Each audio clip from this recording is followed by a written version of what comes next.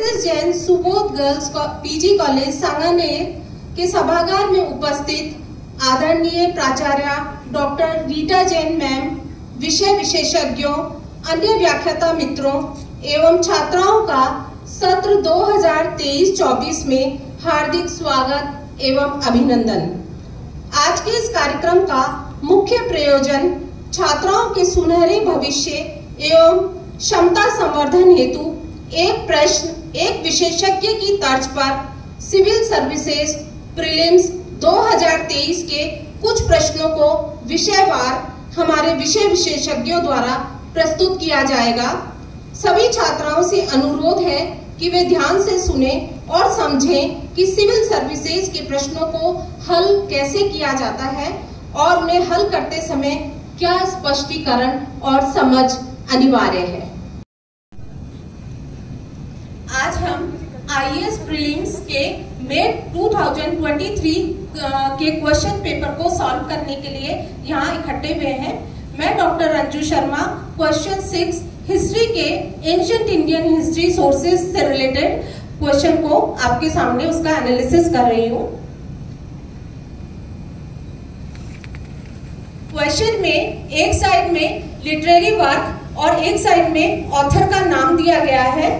इसमें आपको पेयर करना है कि कितने pairs are correctly matched, how many. हमको जो स्पेशल ध्यान देना है हाउ मेनी, क्योंकि एक से ज्यादा पेयर भी राइट हो सकता है। तो क्वेश्चन 1 पे है देवी चंद्रगुप्त। देवी चंद्रगुप्त के आगे बिल्हन ऑथर का नाम लिखा गया है, जो कि रॉन्ग आंसर है। बिल्हन 11th सेंचुरी का कवि था, कश्मीर का इतिहास लिखा था। विक्रमांक देवचरित उसकी रचना थी। और देवी चंद्रगुप्त का मूल लेखक विशाख दत्त है। विशाख दत्त की 2 मुख्य रचनाएं फेमस है, एक मुद्रा राक्षस और एक देवी चंद्रगुप्त। देवी चंद्रगुप्त एक संस्कृत राजनीतिक नाटक है जिसका मूल कथानक चंद्रगुप्त विक्रमादित्य के बड़े भाई रामगुप्त से संबंधित घटनाओं का है। ये इसका जो अधिकांश भाग लुप्त हो चुका है, लेकिन कहीं कहीं किसी लिटरेरी वर्क में उद्धरण के रूप में ये अवेलेबल है। इसका मूल कथानक में जो विशाख दत्त जो इसके मुख्य लेखक है, विशाख दत्त जिनका नाम किसी मैन्युस्क्रिप्ट में विशाख देव भी मिलता है, उनका कहना, उन्होंने इसमें इस कहानी में इस नाटक में ये बताया है कि जो रुद्र सिंह क्षत्रप रुद्र सिंह के भय से आक्रांत होकर गुप्त शासक रामगुप्त अपनी पत्नी ध्रुव स्वामिनी को रुद्र सिंह को पेश करने के लिए तैयार हो गया था, जिसका पता चलने पर उसके छोटे भाई चंद्रगुप्त द्वितीय, जो इतिहास में चंद्रगुप्त विक्रमादित्य के नाम से फेमस हुए, वो अपने सैनिक बल के साथ जाकर रामगुप्त के इस प्रपोजल को नकारते हुए क्षत्रप रुद्र सिंह की हत्या कर देते हैं।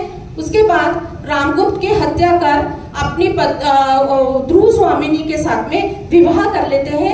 ये इस राजनीतिक नाटक का कथानक है। इसकी हिस्टोरिकल इंपॉर्टेंस है कि हमें 380 AD में समुद्रगुप्त की मृत्यु हुई और 380 AD में चंद्रगुप्त विक्रमादित्य शासक बना।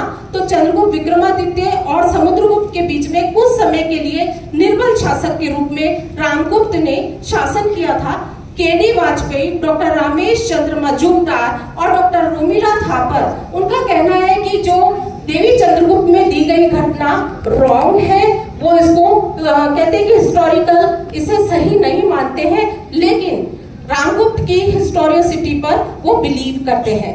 सेकंड है हमीर महाकाव्य, जिसके लेखक नैनचंद्र सूरी, ये करेक्ट आंसर है। हमीर महाकाव्य 15th सेंचुरी का ग्रंथ है। ये संस्कृत महाकाव्य है।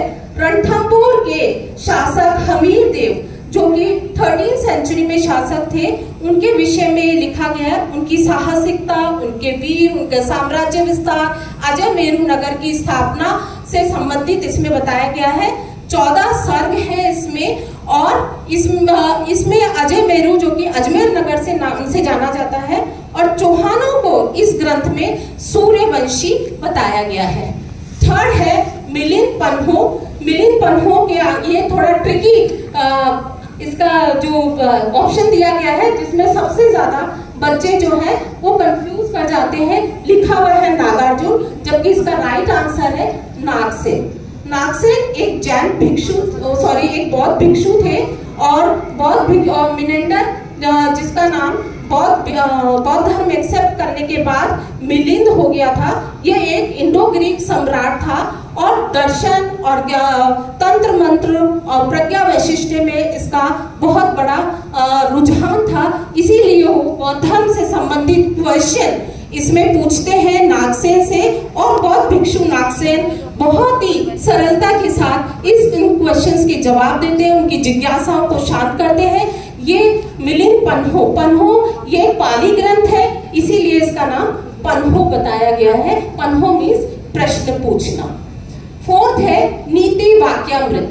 नीति वाक्यामृत दक्षिण भारत के एक जैन विद्वान के द्वारा लिखा गया था। ये 10th सेंचुरी AD का ग्रंथ है, और सोमदेव सूरी इसका राइट आंसर है। और जो इसमें लिखा हुआ है, तो सोमदेव सूरी के द्वारा जो कई 3 बुक्स लिखी गई थी, जिसमें अध्यात्म तरंगिणी, यशस्वी लग चंपू और नीति वाक्यामृत। नीति वाक्यामृत राइट आंसर है। ये राजनीति विज्ञान का अमृत कहा जाता है, राजनीति पर बेस्ड है।